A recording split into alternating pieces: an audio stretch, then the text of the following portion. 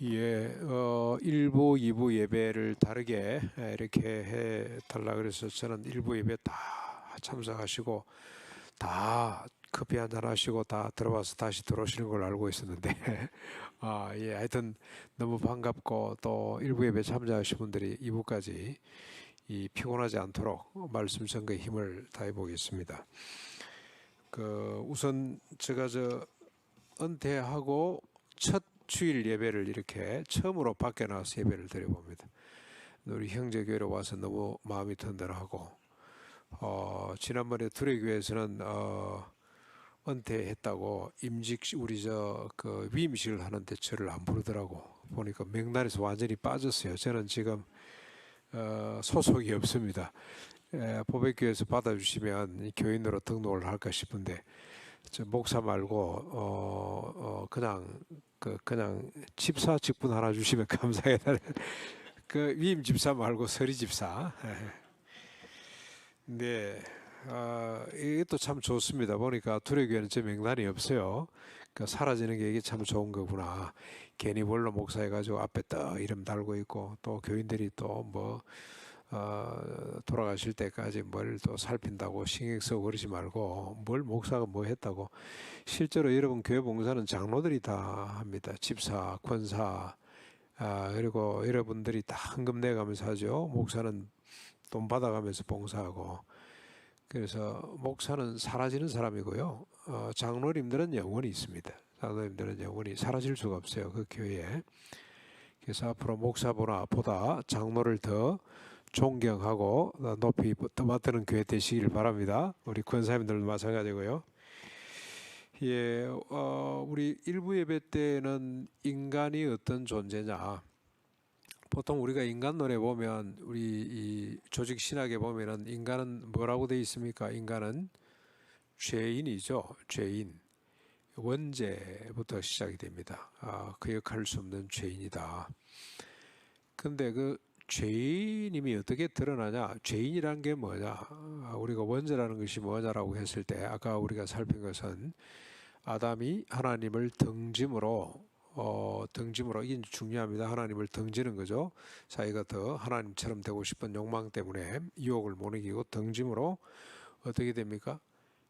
결핍 자체.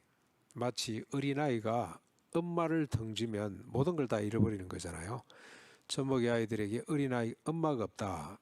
그의 존재는 인정될 수가 없습니다. 그렇죠? 엄마가 있기 때문에 젖먹이 아이들이 있는 것처럼 하나님을 등져버리기 때문에 스스로 한번 주체적으로 살아보겠다고 등지면서 결핍이 왔습니다. 결핍, 거역할 수 없는. 그래서 집착하게 되는 거죠. 살아가야 되니까. 그래서 나뭇잎에 집착하고 권력과 명예에 집착하고 돈에 집착하고. 현대인들은 지금 돈이죠, 돈. 그 다음에 스포츠에 집착하는 사람들, 그 다음에 또 성에 집착하는 사람, 마약에 집착하는 사람, 알코올에 집착하는 사람들 쭉 집착이 나타났습니다. 자기애적 욕망이죠. 욕망. 자기애적 욕망. 다르게 표현하면 불교가 꽤 성숙한 종교입니다. 제가 볼 때는 불교가 가장 인간의 종교 중에서는 가장 성숙한 것이 아닌가. 제대로 된 불교, 우리 한국 불교처럼 이렇게 혼합된 거 말고 순수한 불교죠. 인간을 이 욕망의 존재. 그래서 고해가 오는 거죠. 고해 같은 세상을 만들어내는 겁니다. 그래서 어떻게 하면 좋으냐? 생각을 죽이라로 가는 거죠. 그러니까 자아자살입니다. 자아자살. 그게 그 사람들이 해탈하는 비결이더라고 보니까. 여러분 헬만 헤세스의 시탈타 같은 이런 걸 보면 우리가 불교 경전 하나 이런 것보다 그 사람 작품 하나가 훨씬 더 불교를 이해하기 좋은데 보면은 해탈이죠. 오음이다. 오음. 무다. 무의미하다. 아무것도 아니다. 그래서 생각을 죽임으로 자기 욕망을 죽임으로 해결을 극복해 보려고 합니다만은 기독교는 차원이 다릅니다. 그게 이제 복음입니다. 이 복음을 우리가 어떻게 해볼 것이냐가 큰 숙제입니다. 그래서 인간이 자기의 욕망에 빠져서 뭔 짓을 합니까? 가인과 라멕 같은 사람이 나타나게 되고, 그 다음에 노아 아들 함 같은 인간이 나타나게 되고, 그래서 하나님은 한 번은 홍수로 침멸을 하고 또 한 번은 언어를 혼잡게 해서 지면에 흩어 보았습니다만 인간은 개선되지 않습니다. 물고기 배 속에 3일 담가놔도 조금도 변하지 않는 것처럼 부패하고 타락한 하나님을 한번 던진 인간은 돌이킬 수가 없습니다. 이런 인간을 하나님이 한탄 한탄으로 끝내지 않고 아브라함을 불러내셔가지고 이제 새 역사죠. 열국을 복되게 하겠다는 하나님의 의지를 담고 그 이삭을 태어나게 하고, 이삭은 원래 큰아들 에세에게 장자권, 하나님이 축복의 권한을 넘기려고 했습니다만 이미 하나님은 누구에게 가도록 되어 있습니까? 야곱, 협작꾼 같은 야곱. 왜 그런 아들을 선택하셨을까? 너희 뜻이 아니고 내 뜻, 내 뜻. 이걸 강조하기 위해서, 보여주시기 위해서. 네가 아니야, 내가 하는 거야. 내가 인간을 새롭게 하고 내 한탄을 푸는 것, 내가 하는 일이야. 그걸 보여주시기 위해서 일부러 에서에게로 안 가고 야곱에게로 가도록 하셨습니다. 하나님이 실력이 없어서 쌍둥이를 주셨을까요? 아닙니다. 인간적으로 보면 에서가 훨씬 더 훌륭한 사람입니다만은 이 사기꾼이죠, 사기꾼. 이 야곱에게 넘어가도록 만드는. 그래서 이 야곱은 정말로 대단한 인물입니다. 자기로 똘똘 뭉쳤던 인물이죠. 가고 야곱은 또 졸지에 4명의 아내를 두고 자기 의지하고는 아무 상관없이 4명의 아내를 두고 12명의 자식을 낳게 만듭니다. 이것도 하나님의 다 뜻이었습니다. 그런데 가장 아끼고 사랑하는 요셉을 통해서 자기 후손들이 전부 다 어디로 갑니까? 애굽으로 갑니다. 애굽에 430년 동안 죽지 못해 사는 삶을 살도록 만듭니다. 왜 그러냐? 다 하나님이 큰 계획, 인류를 복되게 하려고 하는 하나님의 계획의 하나의 과정입니다. 과정. 하나님이 실력이 없어서 거기다 여는 게 아니고 의도적으로 가난 이 야곱의 후손들을 애굽으로 이주시키고 그곳에서 남자 아이를 낳으면 무조건 죽게 되는, 그래서 나일강에 갖다 버리는 이런 일들이, 끔찍한 일들이 벌어질 만큼 고통 가운데 빠뜨립니다. 왜 그랬을까요? 왜 하나님이 왜 430년 동안이나 그런 죽지 못해 사는 세월을 살도록 했을까요? 하나님이 어떻게 보면은 참 좀 의심스러울 때가 많죠. 실력이 없어 보이기도 하고 말이죠. 바로보다 훨씬 못한 거 아니에요, 그때. 왜 그랬을까? 학습입니다. 학습. 자기 애적 욕망에 사로잡힌 인간이 얼마나 타자뿐만이 아니고 자기 자신을 욕되게 만드는가, 괴롭히는가, 얼마나 이게 비극의 진원지인가 하는 걸 보여주시기 위해서 하나님께서 일부러 집어넣는다니까요. 딱 학습입니다. 학습. 그 한두 세대 가지고는 그걸 체험을 못해 깨닫지를 못하기 때문에 430년 동안 거기다 집어넣어서 깨닫게 만듭니다. 자기 애적 욕망의 염증을 느끼도록. 바로가 왜 이스라엘 백성들을 내놓지 않습니까? 벽돌 굽는데 너무 힘든단 말이지. 우리를 좀 노익을 감해달라 그랬더니 이놈들 봐라. 이것들이 시간이 나니까 이 짓을 하지. 짚을 주지 말고 벽돌을 구워라. 여러분, 짚을 주지 않고 벽돌을 굽는다는 말이 무슨 뜻인지 이해가 되세요? 시골에서 옛날 살아보신 분들은 알겠죠. 옛날 시골 흙담집 쌓고 그다음에 흙백 바를 때 짚이 들어가지 않으면 흙이 붙지를 않아요. 그다음에 이제 흙담을 쌓을 때 벽돌을 찍거든요. 그때는 뭐 불로 할 수는 없고 그냥 간단하게 뭐 이래 대지마구 짓고 소마구 질 때 이 흙담을 쌓는데, 흙담에는 반드시 흙에는 뭐가 들어가야 됩니까? 짚이 들어가야 짚을 작두로 썰어 가지고 잘게 여물처럼 썰어서 그걸 같이 집어넣어서 막 이 엉거 붙여야 이게 제대로 붙는단 말이죠. 벽돌이 돼. 근데 짚을 주지 않고 한다는 것은 이놈들 봐라, 이 버르장머리를 고쳐야 되겠다, 안 되도록 만든다는 뜻입니다. 이게. 그러다가 국고성 쌓고 그다음에 피라미드는 조금 세대 전에 끝납니다만 2500년부터 한 1800년대까지 피라미드가 나왔다는 거 보니까 출애굽은 1400년대이기 때문에 출애굽까지 이 피라미드까지는 동원이 안 된 것 같은데 국고성 쌓다 나오는 사람들이죠. 그래서 죽지 못해 사는 삶을 430년 동안 경험하도록 하신 이유가 뭐냐? 자기의 욕망이라는 것이 얼마나 인간을 괴롭히느냐, 타자를 괴롭히고, 나중 결국 어쩝니까? 바로가 그 출애굽 당시에 바로가 자기 자식 다 죽이죠. 장자 다 죽이고 결국 그 정권이 무너져 내리지 않습니까? 이런 것처럼 자기의 욕망이 얼마나 고통스러운가 하는 걸 경험하고 난 뒤에 모세 손에 이제는 뭘 들려주십니까? 하나님이 자신의 소원을 이룰 수 있는 이 가이드라인을 주십니다. 내비게이션을 하나 주세요. 예. 그게 율법입니다. 613가지 율법을 손에 들려주십니다. 너희들이 약속한 가나안 땅에 들어가서 이 율법대로만 살면 들어가도 복을 받고 나가도 복을 받고 열국이 복을 받는 하나님의 소원이 이루어진다는 겁니다. 그래서 여러분 613가지를 크게 세 가지로 나누면 제사법이죠. 두 번째는 정결법, 세 번째는 관계법입니다. 관계법. 하나님을 사랑하고 자기 자신을 사랑하고 이웃을 사랑하는 법이 613가지의 핵심이란 말이죠.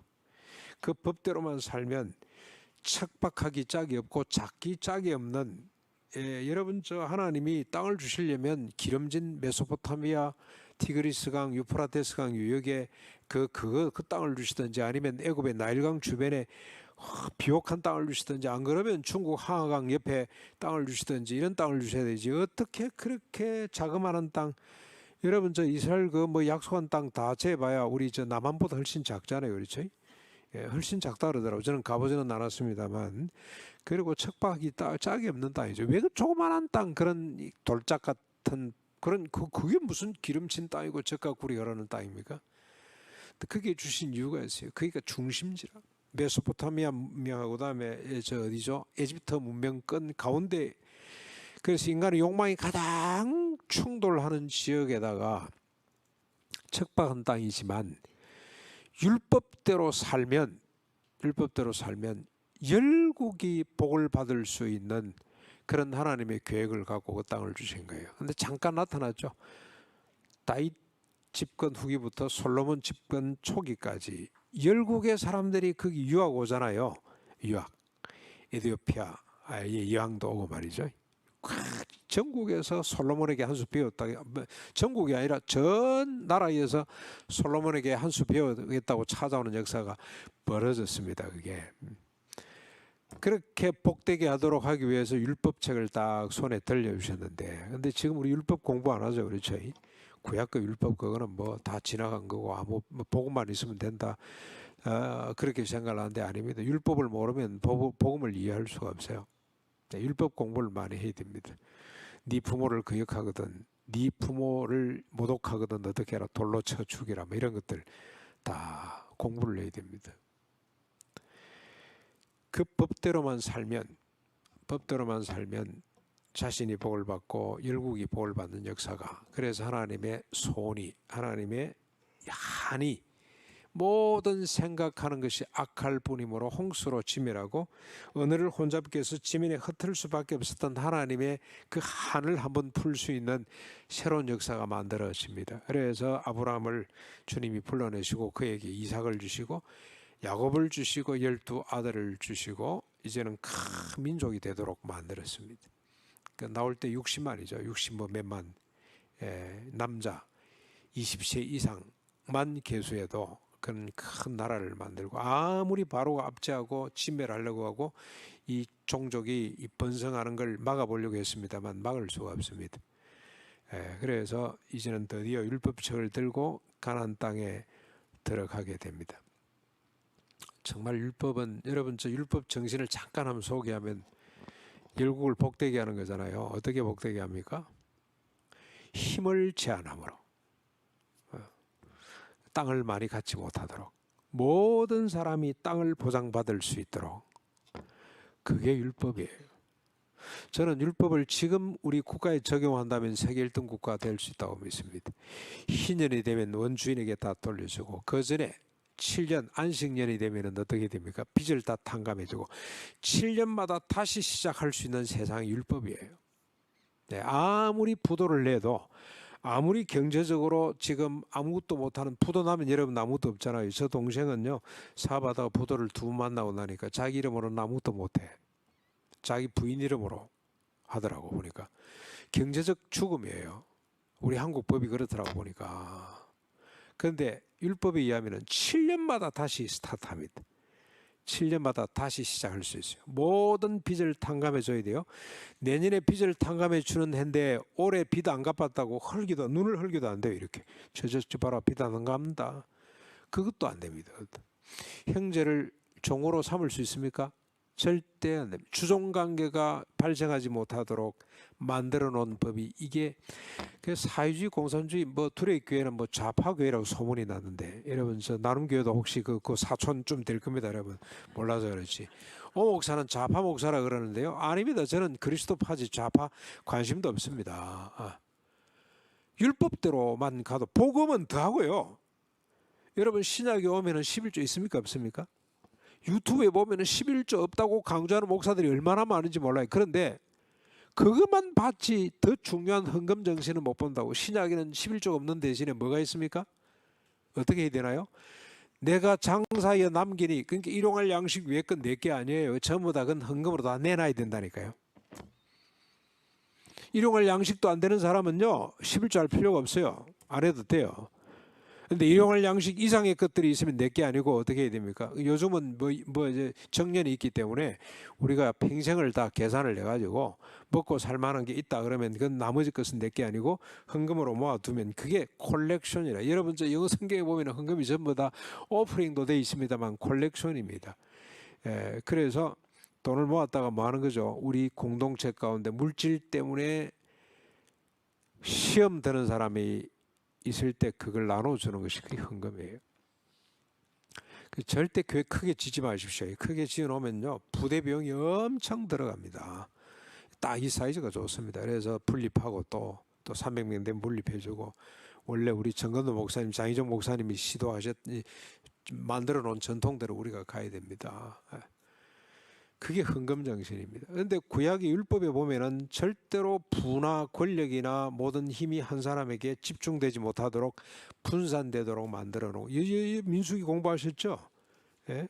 슬로보아스의 딸들이 찾아와서 달라 그러니까 땅 물려주는 법이 생기잖아요. 그렇죠? 절대 땅이 다른 집에게 흘러가지 못하도록.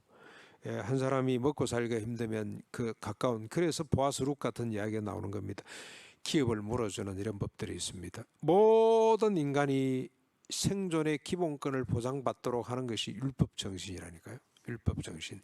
힘의 한계를 정하는, 높은 사람도 생기지 않고 낮은 사람도 생기지 않도록, 그게 나중 신약에 오면 아침 7시에 온 사람이나 오후 5시에 온 사람이나 똑같은 임금을 주는 하나님의 나라 법으로 성격이 더 발전해 갑니다만은 그게 율법 정신입니다. 그래서 여러분 저 요즘 마이클 샌델의 정의란 무엇이냐는 책이 지금도 잘 팔리던, 지금도 그 어려운 책을 한국 사람 대단히 철학적이고 대단히 정치적입니다. 엄청나게 수준이 높은 거예요. 그 책을 그렇게 한 200만 권이 더 나왔을걸. 근데 그 사람의 스승이 존 롤스라는 사람이잖아요. 하버드 대법대 교수. 그 양반은 아예 기독교 법률학자라고 법리학자라고 이렇게 맹명이, 철학자라고 이렇게 맹명이 된다 그러는데요. 그 사람의 정의는 높은 것을 낮추고 낮은 것을 높여서 평균케 하는 게 그게 정의입니다. 정치 경제적으로 힘을 많이 가진 사람을 거꾸로 내리고 힘이 없는 사람을 올려서 평균케 하는 것이 그게 정의인데, 그 율법 정신입니다. 율법의 정신. 그게 공의와 인입니다. 공의 정신, 평균케 하는 정신. 이 법대로만 살면은 실직자가 나올 수가 없어요. 루저가 나올 수가 없어요. 모든 사람이 존엄하고 안전하고, 그래서 생육하고 번성해서 땅에 충만해지도록 하나님이 주신 내비게이션 가이드라인이 율법책입니다. 율법책. 다윗은 태양이 위대하지만 하나님의 창조물 가운데 태양보다 더 위대한 것은 없다고 할 만큼 태양 찬양론자인데, 태양보다 더 위대한 것이 뭐냐? 율법 한 구절이에요. 율법 조항 하나가 훨씬 더 위대한 하나님의 작품이라고 고백을 하는 것이 10편 19편 말씀입니다. 그게. 그만큼 하나님은 완벽한 말씀을 그들 손에 들려주셨습니다. 자, 이걸 들고 가나안 땅에 들어갔습니다. 어떻게 잘 지켰나요? 인간들이? 철저하게 묵살합니다. 그래서 사사시대를 겪게 됩니다. 한 400년 동안 사사시대를 그들이 이제 경험하게 되는데, 사사시대의 특징은 뭡니까? 인간이 자기 소견에 옳은 대로 하나님 말씀을 제껴버리고 자기 소견에 옳은 대로 사는 역사를 만들어냅니다. 그런데 여러분, 율법에 목숨 거는 사람이 나타났습니다. 율법의 목숨, 자기 자신과 온 나라를 율법 가운데 세우려고 했던 한 사람이 나타났습니다. 누굽니까? 다윗입니다. 다윗. 사무엘이 영향을 많이 받았겠죠. 다윗 같은 인간이 나타났습니다. 그리고 그 전에 그 징조 할아버지가 되는 보아스하고 할머니 룻이 율법대로 살려고 했던 사람입니다. 그래서 보아스는 여러분 나이가 들도록 장가를 못 간 것 같아요. 율법대로 사는 사람이지.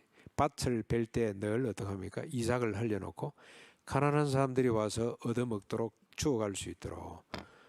근데 기업을 물려주라 그랬더니 나오미가 자기 친척인 줄 알고 기업을 물려주죠.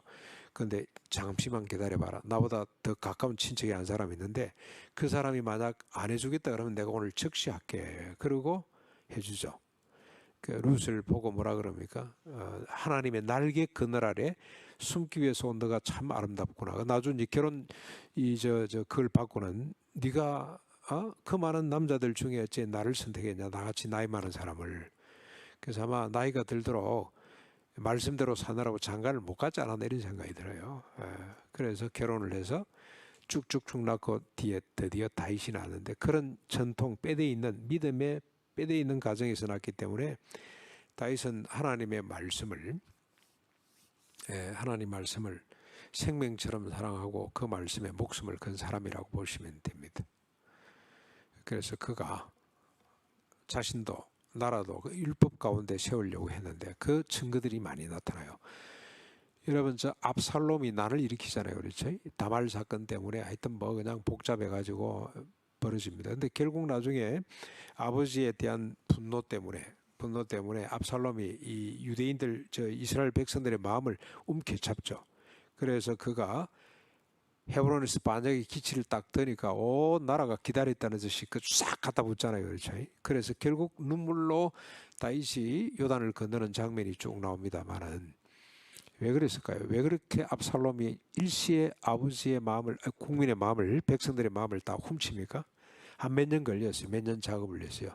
딱 앉아 있다가 사람들이 찾아올 때마다 너는 무슨 일로 왔노? 물어보고 이런 일로 왔다. 그 우리 아버지한테 이야기해봐야 소용없다. 나한테 맡기라. 내가 그 문제를 해결해 줄게.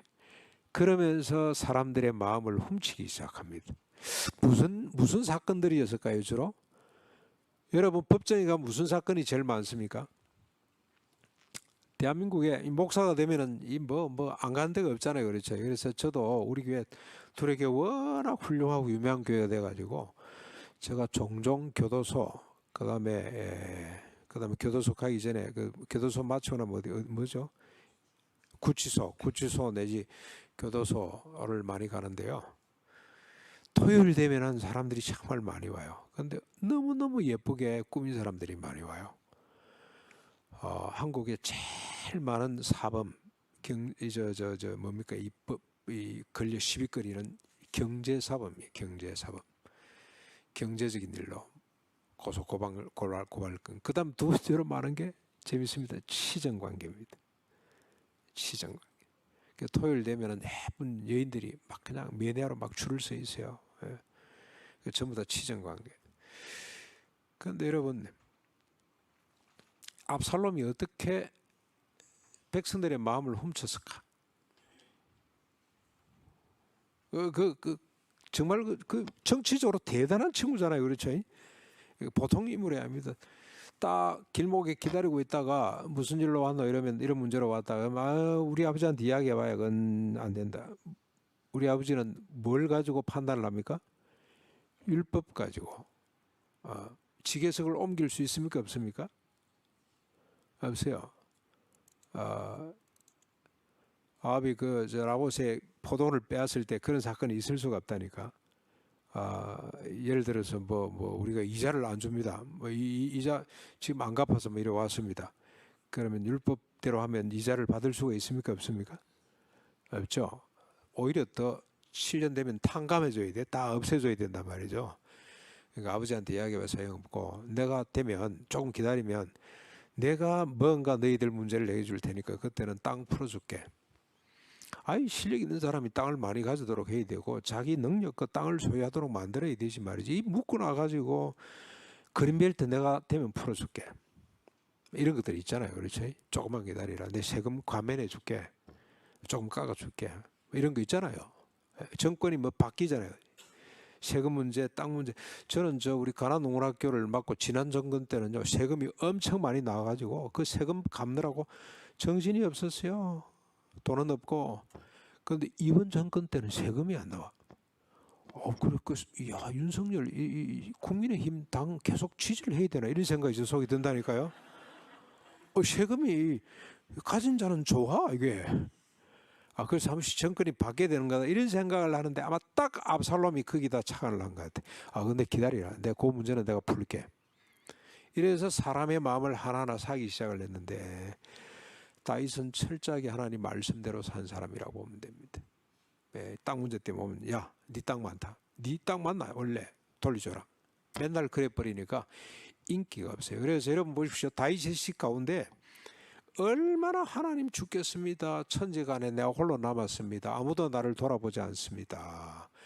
내 피부가 뼈에 갖다 붙었습니다. 이런 시들 많죠. 애통 비탄의 시.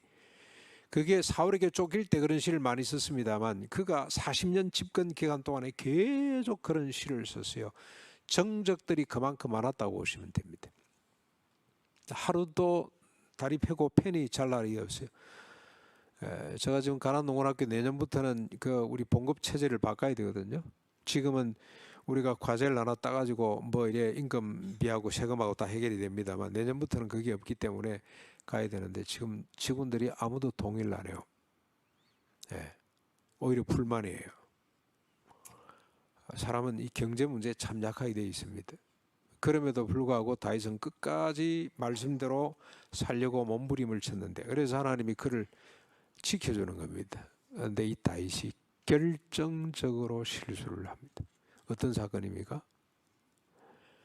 우리아의 아내 바세바를 취하는 사건입니다. 그것도 야비하게 술을 먹이도 안 되고 막 그냥 휴가를 줘도 안 되고 그래가지고 결국 전쟁통에 내밀어가지고 일시후퇴해서 죽게 만드는 그러면서 많은 사람이 같이 따라 죽도록 만드는 끔찍한 살인까지 자기 죄를 은폐하려고 하다가 살인까지 저지르게 되는 무지막지한 죄를 짓고 나단 선지자의 지적으로 말미암아 그가 꼬꾸라지는데 지도새도 모르게 또 뭐 없애버릴 수도 있지만 하나님 앞에 꼬꾸라집니다. 하나님 나는 죄인입니다. 죄인입니다. 어느 정도로 죄인입니까? 어머니 태중에 조성될 때부터 나는 죄인이었습니다. 그래서 하나님 앞에 꼬꾸라집니다. 그래서 시편 19편에 보면 태양보다 더 위대한 것이 낮은 낮에게 말하고 밤은 밤에게 지식을 전하지만 들리는 소리도 없고 인간들은 시끄럽지만 이 자연의 질서는 너무너무 정확하고 너무너무 정교하게 착착착착 이렇게 하나님 질서가 너무 오묘합니다. 그 가운데 태양이 가장 위대합니다. 그런데 그보다 더 위대한 것은 하나님이 모세를 통해 우리 손에 들려주신 율법인데 613가지는 완벽합니다. 꿀송이보다 더 달습니다. 나를 지혜롭게 하고 내 인격을 성화시키고 쫙 나오죠. 그러다가 마지막에 보면은 그래서 여러분 저 시편을 가장 좋아하는 이 전문가들은 이 시야말로 세 분의 반전이죠. 반전이 이 시적 어떤 이 재미가 있다는 겁니다. 마지막에 그래놓고 나는 죄인입니다. 하나님 앞에 죄인으로 서지 않을 자가 아무도 없습니다. 하나님 우리를 구원해 주십시오. 그러면 우리가 주님을 영원토록 찬양하겠습니다 하는 게 그 시의 내용입니다. 짧은 구절 안에 그렇게 세 번 반전이 있다는데 하나님 나는 죄인입니다. 어머니 태중에 태어나기도 전에 조성될 때부터 나는 죄인으로 조성이 되었습니다. 하나님 나를 구원해 주십시오. 그게 다윗이 남긴 가장 위대한 업적입니다. 업적. 근데 다윗의 아들 중에 누가 왕위를 그 하나님의 언약의 계보에 그 왕위에 들어갑니까? 솔로몬이 들어가죠. 참 그것도 재밌습니다. 그렇죠? 이 불의에 그 아들은 죽었습니다만 뭡니까? 바세바가 처음 난 아이는 죽습니다만 그 뒤에 네 번째인가 그렇거든요. 그런데 이 솔로몬에게 그 왕위를 넘겨주는데 하나님이 그에게 지혜를 주셔가지고 아버지는 나는 죄인입니다 라고 하는 데까지 이 고백을 했다면, 이 솔로몬을 통해서는 왜 우리 아버지도 나도 이 땅의 모든 인간이 죄인일 수밖에 없는지, 죄인이라고 하는 것이 뭘 의미하는지를 정확히 그가 밝혀놨습니다. 그래서 하나님이 솔로몬에게 지혜를 주셨다. 지금 그래가지고 뭐 솔로몬의 뭐 솔로몬 주산 학원도 있고, 솔로몬 옛날 주산 학원, 솔로몬 뭐 학원도 있고, 뭐 솔로몬 뭐 있죠. 저 금융 회사도 있죠. 솔로몬인가 뭐 있죠. 되게 좋아하는데 솔로몬은 이제 정말 나라를 망친 장본인입니다. 그렇죠? 남북 나라를 두 쪽으로 만든 주역이 누굽니까? 솔로몬이라고. 왜 남북이 이 북쪽 이스라엘과 남쪽 유다로 갈라졌어요? 왜 두툼하게 났습니까? 왜 그랬죠? 아, 진짜 성경을 너무 모르더라고 보니까. 여러분, 세금 문제 때문에 두 쪽이 나요. 북쪽 창건한 이스라엘을 창건한 여로보암이 무엇 때문에 쫓겨갑니까? 솔로몬 때 한번 이야기했다. 망명 갔어요. 그 사람이 정치 망명, 애굽으로 망명 가 있다가 솔로몬이 죽었다는 이야기를 듣고 올라와서 여로보암이지, 여로보암에게 요청하잖아요. 뭘 요청합니까? 세금 깎아달라는 요청을 해요. 너 아버지가 우리에게 너무나 세금을 많이 과징을 내서 우리가 지금 죽을 판이다. 세금을 깎아달라 그랬더니 르호보암이 원로들에게 묻죠. 어떻게 하면 좋겠나 그랬더니 원로들이 깎아줘야 된다. 지금 세금 문제 때문에 국가가 지금 큰 위기 문제에 와 있다. 국민들의 지금 뭐 여론이 뭐 지금 너무너무 들끓고 있다. 그랬더니 깎아주려고 했다가 아니야, 좀 기다려봐. 신진 관료들 있잖아요. 자기와 앞으로 오이라 동안 통치할 신진 관료들에게 묻습니다. 물었더니 뭐라고 조언을 합니까? 세금 깎아주면 안 됩니다. 당신 아버지 다이슨 이 새끼 손가락이라면 당신은 허리통만큼 큰 꿈을 가져야 됩니다. 비전 제시를 해야 됩니다. 국가를 더 크게 만들어야 됩니다. 세금을 더 걷어야 됩니다. 그래서 그 젊은 관료들의 이야기를 듣고 세금을 더 거두겠다 그랬다가 여로보암이 방귀를 들고 10지파를 데리고 떨어져 나왔습니다. 그래서 두 쪽이 나서요. 그런데 더 원인은 어쩌다가 솔로몬이 이렇게 국가 시스템을 키웠습니까? 성장주의. 네. 외국 부인들을 계속 끌어들입니다. 그래서 부인이 몇 사람이라고 그랬어요? 정실 300여, 소실 700, 1000명의 부인을 끌어들입니다. 정략 결혼입니다. 그렇죠? 그래서 여러분 성경에 보면은 솔로몬의 왕궁에 이 반입되는 물품 리스트가 나와요. 그걸 보면 하루에 무지막지한 예산이 쓰여지는 그런 엄청난 국가 시스템을 그는 갖추어 놓고, 그리고 돈도 많이 벌었어요. 조선소, 재련소를 만들어서 무기 거래도 하고 엄청난 부를 획득해 드립니다. 그래 놓고 나중에는 시스템이 너무 커서 세금 부담이 너무 커져 가지고 나라가 이제 두 쪽이 났습니다. 우상을 끌어들이는 거죠.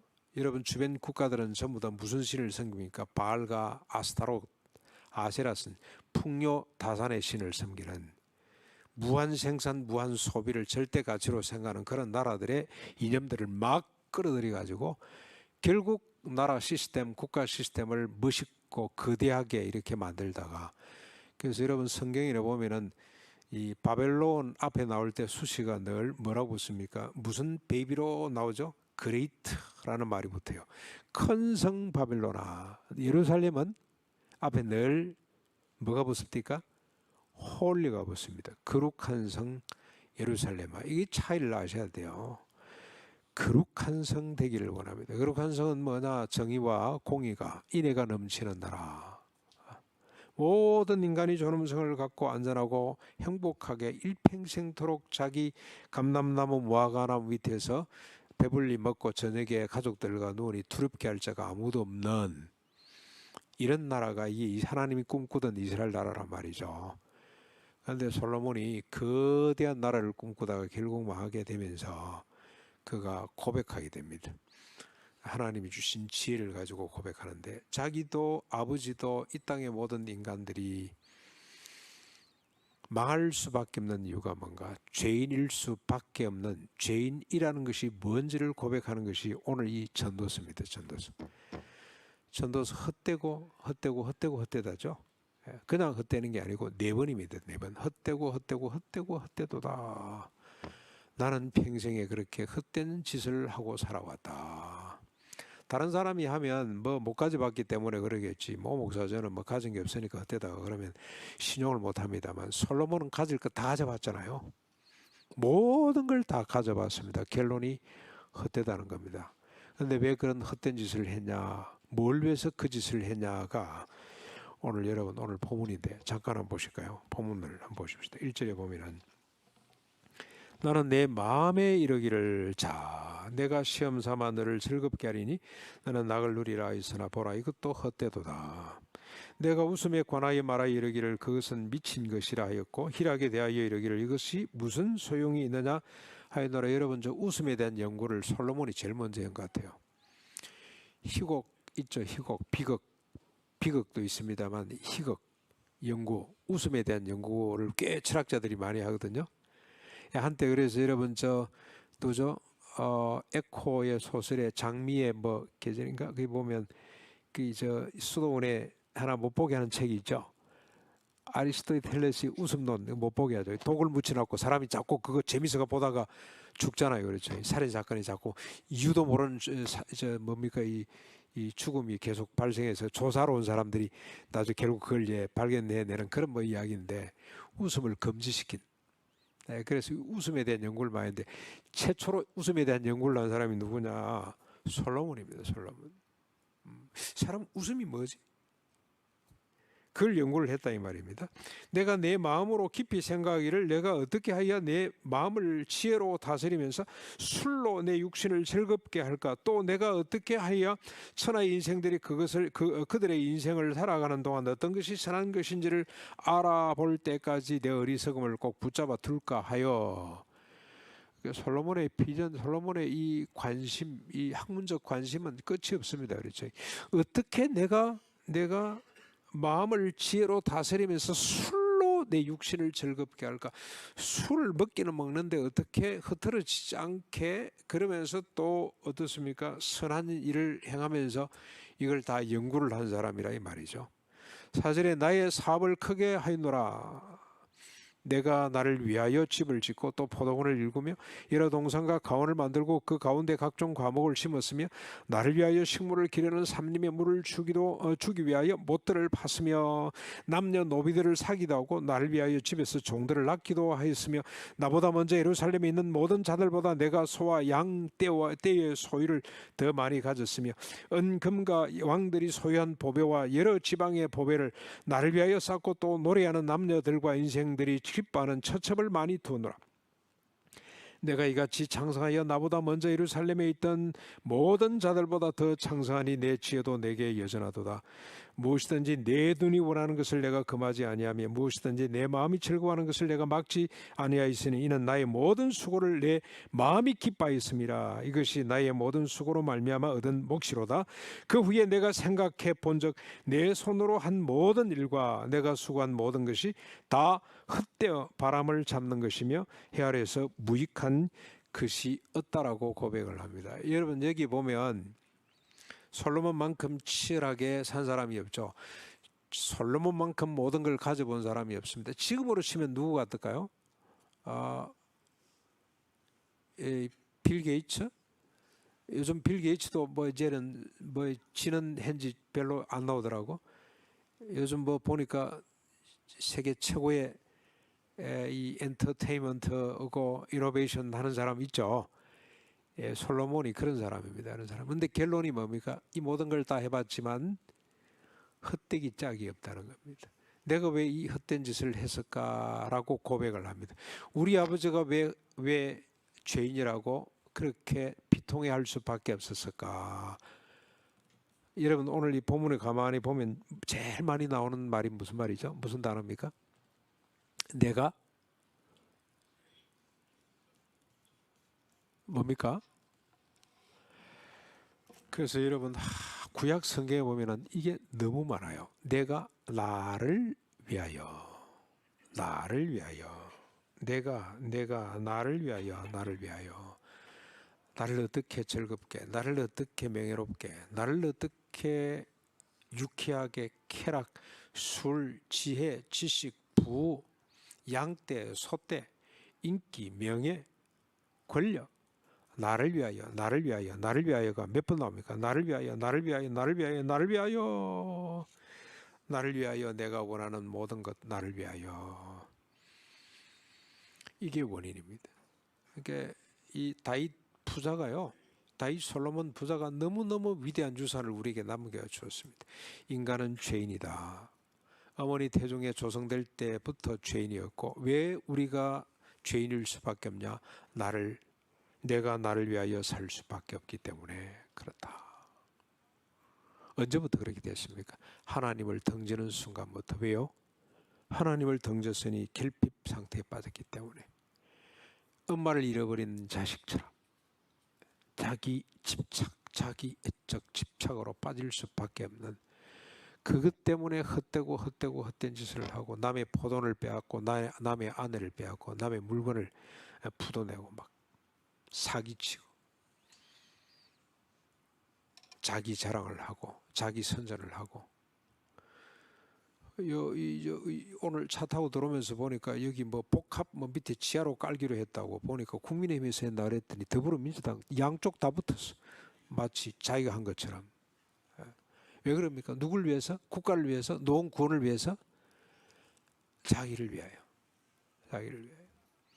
이게 원인입니다. 자기를 위하여. 결혼도 누굴 위해서 합니까? 아내를 위해서 합니까? 자기를 위해서 합니까? 자기를 위해서 했죠. 그러다가서 대판스러운 혼란 속에 빠져가지고 결국 나중에는 이제 합의가 되면 다행인데, 그렇죠? 자기를 위하여. 인간이 자기를 위하여 살 수밖에 없는 거 아니냐? 그거 맞습니다. 맞습니다. 인간이 뭐 자기를 위하지 않고 누굴 위해 살겠습니까? 자기를 위하여 살 수밖에 없는. 그래서 무한 두려움과 무한 욕심, 경쟁, 만인이 만인을 위해서 투쟁할 수밖에 없는 이런 인간 실존이 그렇습니다. 그러면 하나님께서 열국을 복되게 하겠다는 것은 어떤 방법일까요? 그래서 솔로몬과 다윗이 꿈꿨던 게 뭐냐? 하나님, 우리를 구원해 주십시오. 메시아를 빨리 보내주십시오. 그래서 다윗이 가장 큰 업적은 메시아니즘, 메시아를 사모하는 마음. 내가 아닙니다. 내 육신의 후손 가운데 태어나겠지만 그분을 빨리 보내셔가지고 우리를 구원해 주십시오. 인간을 구원하시고 나를 구원해 주십시오. 이 구원의 핵심은 뭐겠습니까? 다시는 내가 나를 위해서 살지 않고 주님을 위해서, 이웃을 위해서 사는 인간으로 나를 새롭게 건져 주십시오. 이 땅 사람들을 구원해 주십시오. 그래서 주님이 오셨습니다.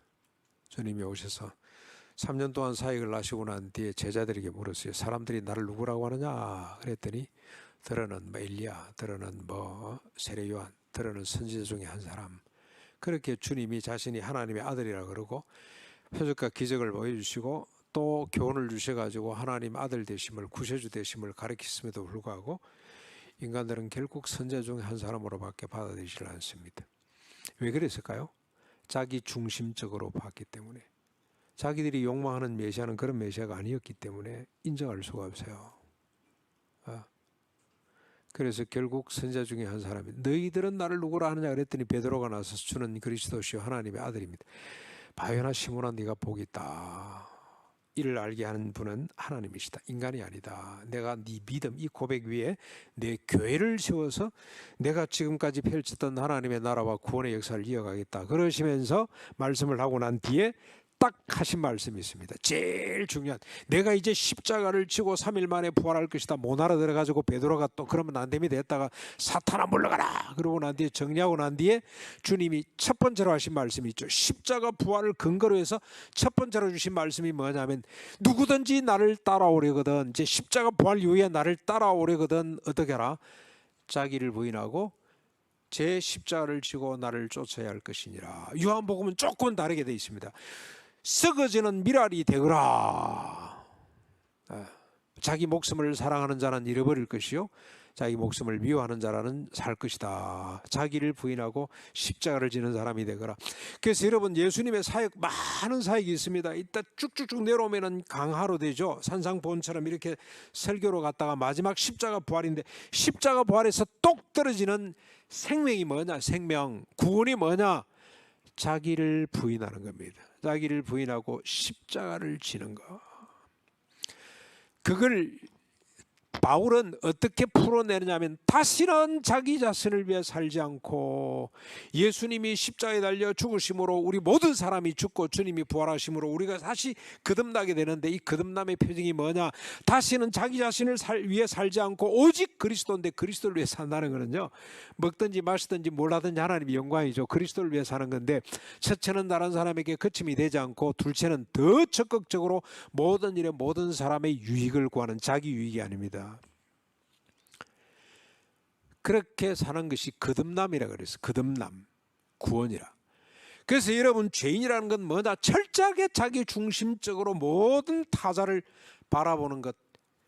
그게 부패하고 타락한 인간의 본성, 지옥 갈 수밖에 없는 인간, 사망으로 끝낼 수밖에 없는, 자기도 죽고 남도 죽고 다 죽을 수밖에 없는 죽음의 존재라면, 십자가 부활로 거듭나는 게 뭐냐? 다시는 자기 자신을 위해 살지 않고 자기를 부인하고 십자가를 지는, 주님을 위해, 타자를 위해 사는. 그래서 자기 중심적이 된 인간이 타자 중심적인 인간으로 존재론적으로 변화되는 것이 십자가 부활의 능력이, 이것이 구원이라는 겁니다.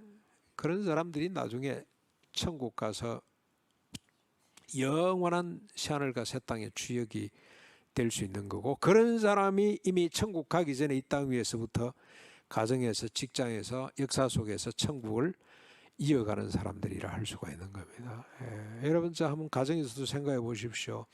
부부 사이의 관계, 자기중심적으로 보면은 갈등이죠. 싸울 일이 늘 벌어집니다. 그러나 내 생각이, 당신 생각이 맞는 것 같아. 그래, 당신 생각대로 하지. 그러면 저 사람이 기고만장해집니까? 아니야, 당신 생각이 옳은 것 같아. 아니야, 당신 생각이. 그러면 그 가정이 뭐가 되죠?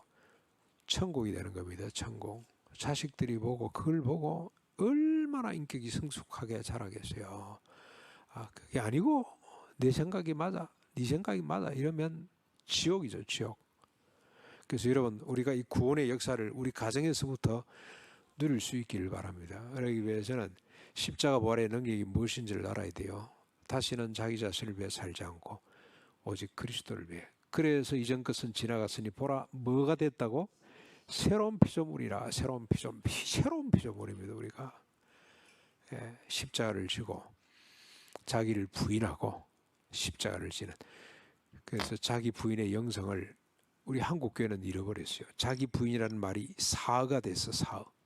실종돼 버렸는데, 이 단어를 다시 우리가 살려내고 자기 부인, 그리고 십자가를 지는 삶의 의미가 무엇인지를 우리가 확정하는 교회가 됐으면 좋겠고요. 저를 이 나이가 되도록, 저는 은퇴하고 나면은 고향 가서 우리 어머니하고 같이 좀, 제가 평생에 어머니를 모시보지 못했기 때문에, 91살인데 지금 92세인데 지금도 농사 짓고 계시거든요. 제가 가서 어머니 농사도 거들고 이러고 싶었는데 소원이었어요. 그래서 집을 예쁘게 잘 지었다니까요. 제가 가면 어머니 모시고 살 집을 잘 지었는데, 이 여동생들이 이게 왜 오빠 집이고, 제가 대한민국 최고의 건축가한테 부탁을 해가지고 설계를 했거든요. 그 사람이 두 번이나, 진주입니다. 진주 반성 시골인데 강원도 사람인데요. 지금 저 오코밸리 밑에 살고 있습니다만, 내려가서, 그때는 서울 사무실이 있을 때인데 사진을 찍고 해가지고 예쁘게 찍고 나니 창문값만 시골 집에 4천만 원 들어갔다니까요. 저 은퇴 뭐 한다고 모아놨던 돈 싹 다 보냈어요. 어머니, 저 집이 될 거니까 우리 아버지가 이 집은 너 형조라 그래가지고, 우리 동생, 저는 못 들었는데 우리 동생들이 형님 집이니까 형님이 설계를 내십시오 그래가지고 멋있게 했는데요. 여동생들이 셋인데 여동생들이 왜 오빠 집이고 시비를 걸었어요. 그들은요, 맞벌이 교사, 요즘 대한민국의 부부 교사들 괜찮죠? 60평 집 살고 있어요. 그다음 막내 여동생은 저 뭐 인천에 집이 뭐 2채나 되고 그래요. 근데 이게 오빠 집이냐고 그러면서 명절에 오지를 않네. 새벽 기도를 하는데요. 저 마당이 너무 좁은데 저걸 앞집을 사이하면 저거 얼마지? 알아봤더니 1억 2천 달래요. 1억 2천을 어디서 기도하다 말고 1억 2천을 어디서 구하지? 은행 이자면 얼마 오면 되지? 저 빨리 사야 되는데? 그러고 있잖아요. 그러고 있는데 동생들이 오빠 집이 그러고 오지를 않고 그래서 제가 고민하다가 두부로 또 전대도 지팡이도 갖지 말고 그냥 따라오라라고 하신 말씀이 딱 기억이 나죠. 내가 돌아갈 고향이 있다? 그러니까 이 목회는, 두력의 목회는 그냥 잘 적당하게 갈등 안 일으키고 있다. 나중에 은퇴 목사 돼서 연금 받아가지고 내려가면 돼. 이런 생각을 자꾸 하죠. 동생들하고 의가 상하죠. 그래서 고민하다가 주님 버리라 그랬다. 근데 집사람이 동의를 안 하면 또 안 되잖아요. 간절히 기도하고 하나님 우리 아내의 마음을 주님이 그럼 책임져 주십시오.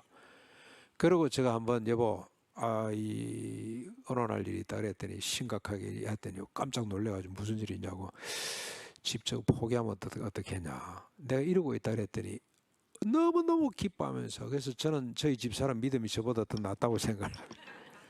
손뼉 치면서 진짜 좋은 거다. 우리 다 그거 하자. 그래서 우리 동생들 다 불렀습니다. 급하게 논할 일이다.